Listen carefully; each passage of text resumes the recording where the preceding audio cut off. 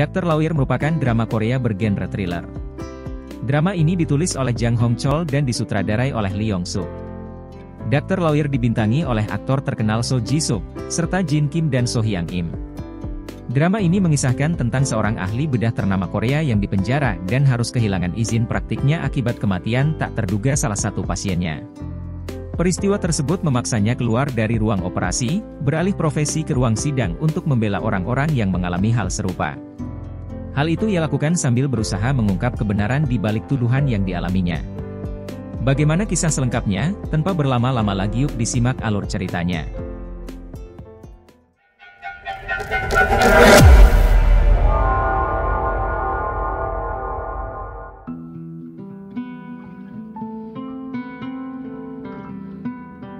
Beberapa orang sedang berdemo atas kasus Ho Jun, yang dibawa ke UGD karena rhabdomyolisis dan meninggal karena gagal jantung. Di ruang sidang hakim memutuskan menghukum terdakwa, Park Ki-tae selama 2 tahun atas kelalaian yang dilakukannya.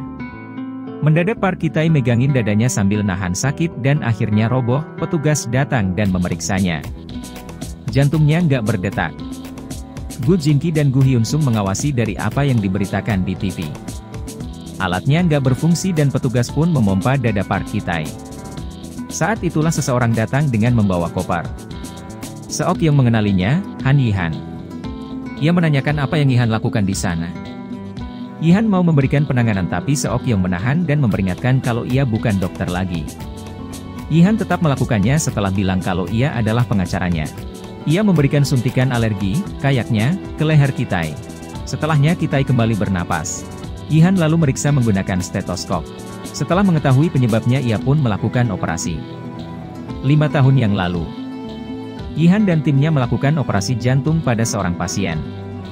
Operasi berjalan dengan sangat lancar. Bahkan bisa selesai dengan lebih cepat dari yang seharusnya.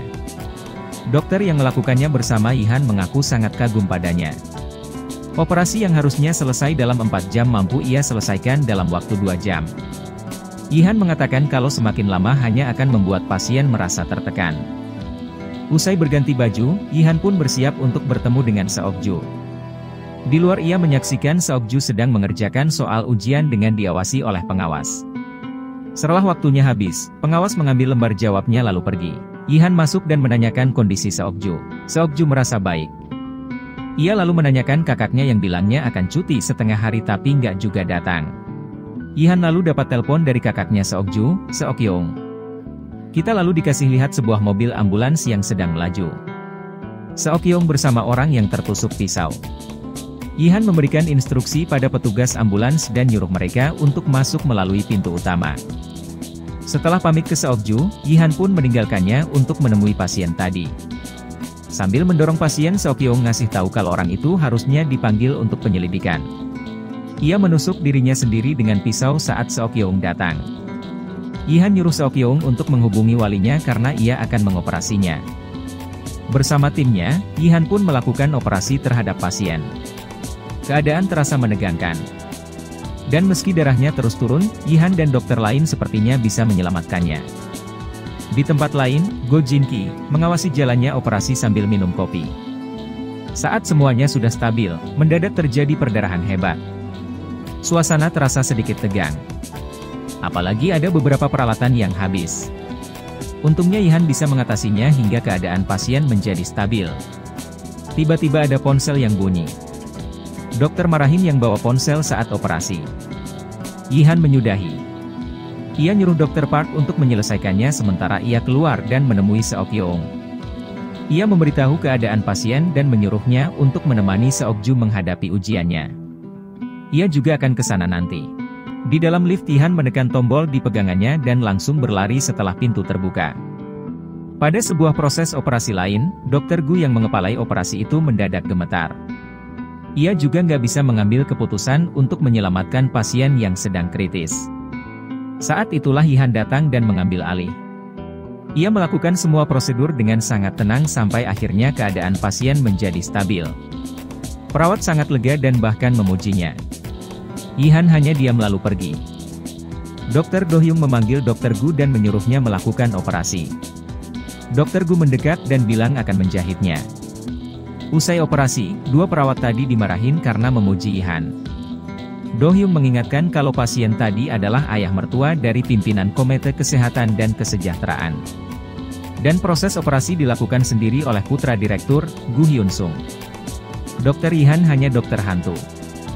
Dan operasi tadi dari awal sampai akhir dilakukan sendiri oleh dokter Gu. Ihan kembali ke Seokyeong.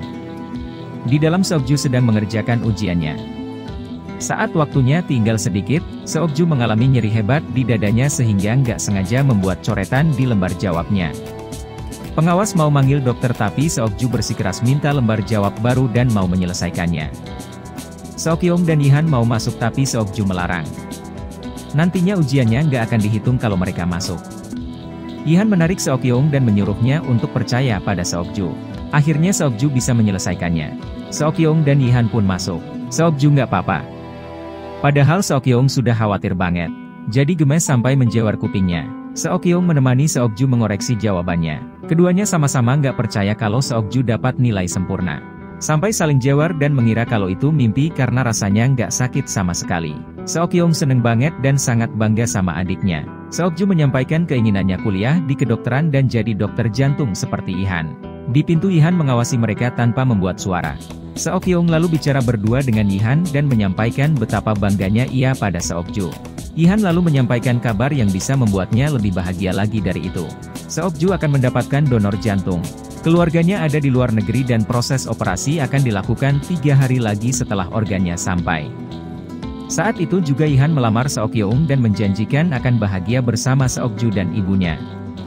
Mereka lalu berciuman setelah Ihan memasangkan cincin ke jari Seokyeong.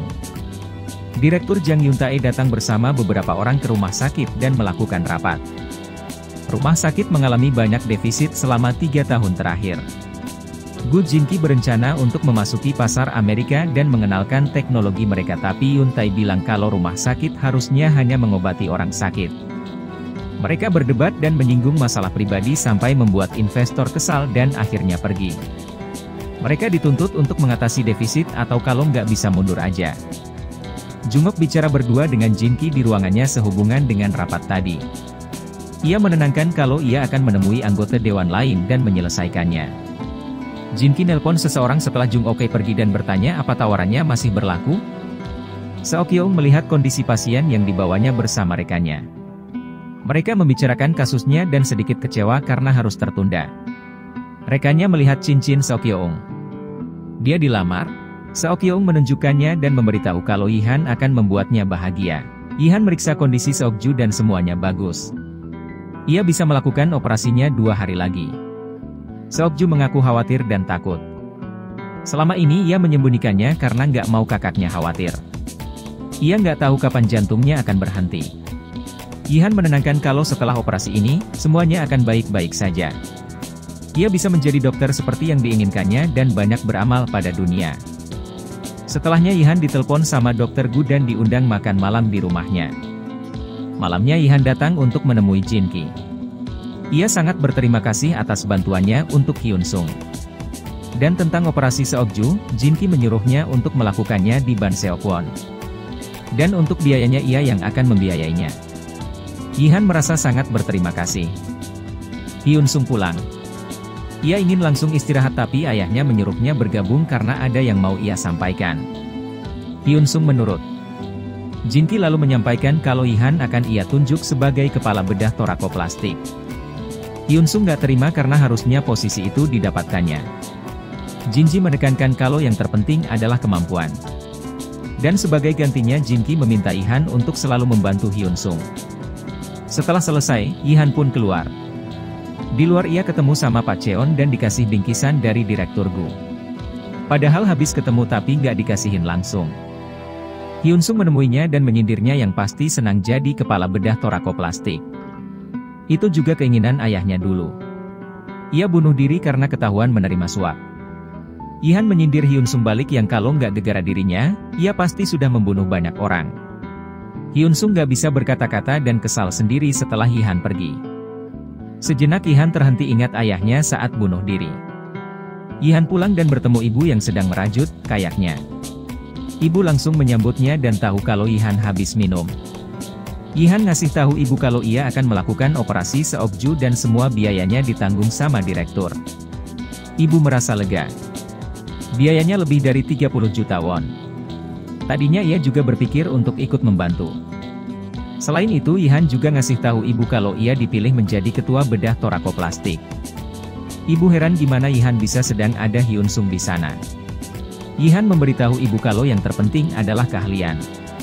Ia yakin direktur akan memberi Hyun Sung posisi yang lebih bagus. Di kamarnya Yihan membuka bingkisan dari direktur. Berat. Ia pikir isinya minuman. Tahunya setelah dibuka isinya adalah uang. Ia merasa kalau itu salah dan berniat untuk mengembalikannya. Seok-yeong ikut mendorong Seokju ke ruang operasi bersama Yihan. Ia berharap operasinya berhasil. Ia juga minta pada Yihan untuk menyembuhkan adiknya. Yihan menenangkan kalau ia akan melakukan yang terbaik. Ia akan membuat operasinya berhasil. Ia memeluk Seok-yeong lalu masuk. Operasi mulai berlangsung. Yihan selaku kepala melakukannya dengan tenang dan hati-hati. Direktur juga mengawasi dengan cemas di ruangannya. Diikut degedan jadinya. Semuanya sudah dilakukan dan jantungnya mulai ditanamkan. Akhirnya jantungnya mulai berdetak. Seperti biasa Dr. Park memuji apa yang Yihan lakukan sedang Yihan terus mengawasi jantung baru Seokju. Ada masalah. Tekanan darah turun dan denyut jantung berkurang. Ventrikel kanannya rusak. Semua orang panik sedang Yihan tetap diam sembari berpikir. Operasi kembali berlanjut mengikuti arahan Yihan. Yihan mengambil banyak darahnya sampai tekanan darahnya naik dan akhirnya stabil. Yihan pun menjahitnya. Di luar Seok-yeong menunggu dengan cemas. Yihan menemuinya dan memberitahu kalau operasinya berjalan dengan lancar. Sekarang Seokju ada di area aseptik. Seok-yeong ingin menemuinya tapi nggak bisa. Setelah transplantasi sistem imunnya terganggu jadi harus menghindari kontak dengan dunia luar. Seok-yeong bisa menemuinya setelah siuman. Dan ia akan terus mengawasinya. Dan Seok-yeong sangat lega dan memeluk Yihan lalu berterima kasih untuk semuanya. Yihan yang sedang tidur ditelepon dan diminta untuk ke ruang operasi. Ia segera berlari ke sana. Ada di dalam ruang operasi. Dia meminta untuk melakukan operasi transplantasi pada pasien kecelakaan. Yihan gak ngerti karena mereka nggak punya jantung. Direktur bilang mereka punya sembari menunjukkannya pada Yihan.